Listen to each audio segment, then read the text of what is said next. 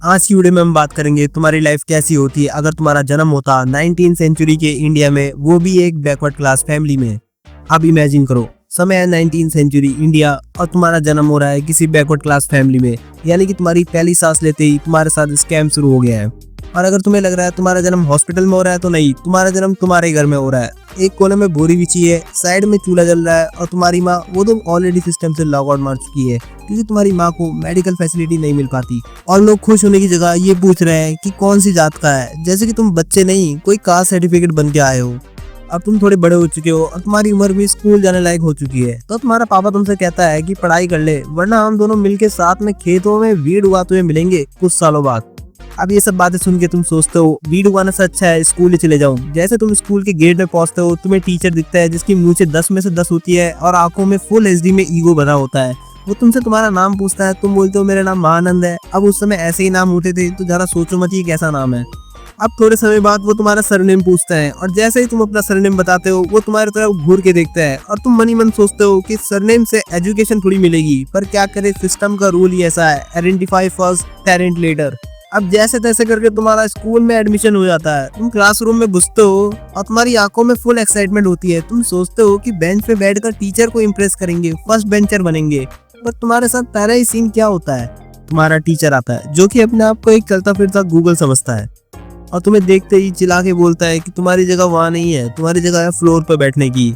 और तुम सर से पूछते हो कि सर वहाँ कोई स्पेसिफिक वाइब है क्या, और सर तुम्हारे बोलते हैं जाति की वाइब है, समझे, उधर तुम्हारे लोग ही बैठते हैं। अब तुम फ्लोर पे बैठ जाते हो और क्लास शुरू हो जाती है। माहौल पूरा सीरियस है और बेंच वाले बच्चे तो एकदम स्ट्रेट होके बैठ जाते हैं जैसे वो यूपीएससी की तैयारी कर रहे हैं, और तुम फ्लोर पे बैठे हो जैसे तुमसे किसी ने कहा हो ग्राउंड रियलिटी चेक करो। तो फाइनली क्लास स्टार्ट होती है। तुम कॉर्नर पे नीचे बैठे हो, मतलब लिटरली फ्लोर पे, कोई बेंच नहीं, कोई डेस्क नहीं, भगवान भरोसे पढ़ाई। सर आता है और बोर्ड पे लिखना शुरू करते हैं, पर बोर्ड इतना ऊपर है कि तुम्हारे लिए वो बस एक व्हाइट वॉल जैसा है। तुम आंखों से जूम करने की कोशिश करते हो, पर तुम्हारे समझ में कुछ नहीं आता। सर पढ़ाना शुरू करते हैं और तुम मन ही मन सोचते हो कि सर पहले पोजीशन तो सही कर लो, पढ़ाई बाद में कर लेंगे। ऊपर बैठे बच्चे बुक खोलते हैं और तुम्हारे पास बुक नहीं है। तुम अपनी हाथों की लकीर देख के ही बुक का फील ले रहे हो, शायद कल तक तुम्हारे हाथों में कोई पेज आ जाए। अब क्लासरूम में पूरा साइलेंस है। सर बोर्ड पे ऐसे लिख रहे हैं जैसे चौक की जिंदगी का आज आखिरी दिन है। तुम्हारा गला पूरा सूख गया है, तुम फ्लोर पे बैठे हो और तुम्हारी आंखें मटके में फिक्स हो चुकी है और तुम्हारे दिमाग में बस एक ही थॉट आ रहा है, बस एक सिप चाहिए भगवान।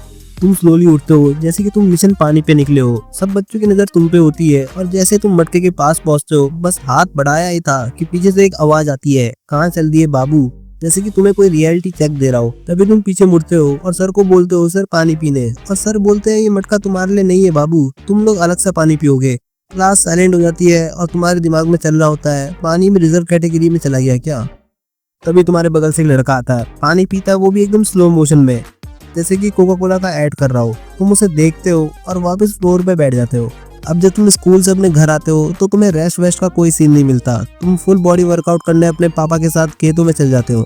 लेकिन खेतों में भी एक पैटर्न था, बाकी लोग अलग जगह मिलके काम कर रहे थे और तुम और तुम्हारे पापा एक कोने में, जैसे कि खेत भी बोल रहा होगा तुम बैकवर्ड क्लास के हो, तुम थोड़ा दूर रहो। गर्मी फुल मोड में थी और धूप ने लिटरली तुम और तुम्हारे पापा को फुल्ली रोस्ट कर दिया था, पर तुम और तुम्हारे पापा बिना ब्रेक के प्रॉपर भाई बॉस कॉम्बो की तरह काम कर रहे थे। थोड़े टाइम बाद लगा भाई अब बस पानी चाहिए, चल दिए कुएं की तरफ, सोचा 2 घूंट पी के काम बन जाएगा।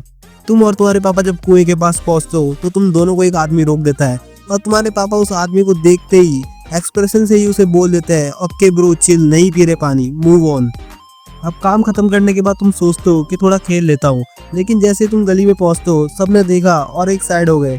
किसी ने सीधा कुछ बोला नहीं, पर वो तू यहाँ क्या कर रहा है वाली वाइब तुम्हें आ जाती है और बिना सीन क्रिएट किए तुम वापस घर चले जाते हो। तुम्हें खेलने को भी नहीं मिलता। अब तुम थोड़े बड़े हो गए हो, अब तुम 19 के हो गए हो, फोन भी गर्म है और दिमाग भी ज्यादा ऑफलाइन नहीं रहता। पहले छोटी छोटी बातें चुपती थी, अब डायरेक्ट सिस्टम पे नजर है। अब लोग क्या बोल रहे हैं, क्यों बोल रहे हैं, सब समझ आता है। और हाँ, अब इग्नोर कर वाली स्किल भी तुम्हारी मैक्स लेवल पर है।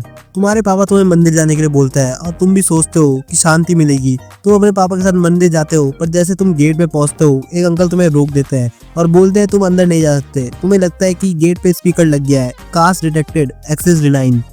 अब ये सब देख के जब तुम घर आते हो तो तुम्हारा दिमाग फुल खराब हो चुका है, क्योंकि तुम रोज का ये सीन देख देख के परेशान हो गए हो और तुम सोचते हो कि गांव में जो भी प्रोटेस्ट होंगे अब तुम उसका हिस्सा बनोगे। और एक दिन फुल गुस्से में तुम घर से निकलते हो और अब शुरू होता है तुम्हारा एक्टिविस्ट आर्क। रोज तुम प्रोटेस्ट में जाते हो और चिल्लाते हो न्याय चाहिए, समानता चाहिए, मतलब एक पल को चप्पल घिस जाए पर तुम्हारी आवाज नहीं घिसती। हर रोज तुम चौक में प्रोटेस्ट करने निकलते हो और तुम्हें लगता है कि रिवॉल्यूशन होने वाला है और लोग भी तुम्हें भगत सिंह 2.0 बोलने लगते हैं। पर कुछ ही महीने बाद तुम समझ जाते हो कि प्रोटेस्ट से आसपास के लोगों में कोई फर्क नहीं आ रहा। सेम सिस्टम, सेम लोग और सेम सोच, वही सब कुछ पुराना। और फिर तुम सोचते हो ये सब करते करते तुम्हारी खुद की लाइफ भी स्किप हो रही है और खाली पॉकेट लेके कोई रिवॉल्यूशन भी नहीं होगा। और तुम्हारे दिमाग में जॉब का आइडिया आता है और अगले दिन से तुम जॉब की तलाश में घर से निकलते हो, एक दफ्तर से दूसरे दफ्तर में। पर हर दफ्तर में तुम्हें मना कर देते हैं और तुम्हें बस एक चीज बोलते हैं कि एक्चुअली हम स्पेसिफिक बैकग्राउंड के कैंडिडेट को प्रेफर करते हैं, होप यू अंडरस्टैंड। और तुम भी मनी मन बोलते हो कि हाँ भाई समझ गया, यहाँ भी सरनेम का शॉर्टलिस्ट होता है। अब ये सब देख के तुम इतना समझ गए हो कि तुम्हारे लिए दफ्तर में नौकरी मिलना तो नामुमकिन है, तो तुम सोचते हो कि क्यों ना गांव में जो दुकान है वहाँ काम किया जाए। तुम हर दुकान में जाते हो और हर दुकानदार तुम्हें मना कर देता है, कोई भी तुम्हें रखने के लिए हाँ नहीं बोलता, बल्कि वो तो ये बोलते हैं कि तूने ये सोच लिया कि तुम्हारे साथ काम करेगा, वही तेरे लिए बहुत बड़ी बात है। और आखिरी में तुम सोचते हो कि जो काम छोड़ के तुम इज्जत ढूंढने गए थे वही काम तुम्हें फिर से करना पड़ेगा, यानी कि खेती का काम। अब तुमने डिसाइड कर दिया कि तुम खेतों में ही काम करोगे और तुम रोज खेतों में काम करते हो। पर एक दिन तुम्हें एक लड़की दिखती है, नॉर्मल सी सिंपल कपड़ों में काम में लगी हुई। कोई फिल्मी स्लोमो नहीं था, बस एक सेकंड के लिए नजर मिलती है और फिर से काम शुरू। और कुछ समय बाद ही तुम उस लड़की से छोटी मोटी बातें करना शुरू कर देते हो और तुम्हें वो लड़की बहुत पसंद आती है और शॉकिंगली उस लड़की को भी तुम पसंद आते हो। और जैसे वो लड़की बताती है कि वो एक बड़ी जाति की है, तुम्हारी फटके चार हो जाती है। पर इस बार तुम उतना डरते नहीं हो क्योंकि तुम सोचते हो कि मैं इससे छुप छुप के बातें करूंगा।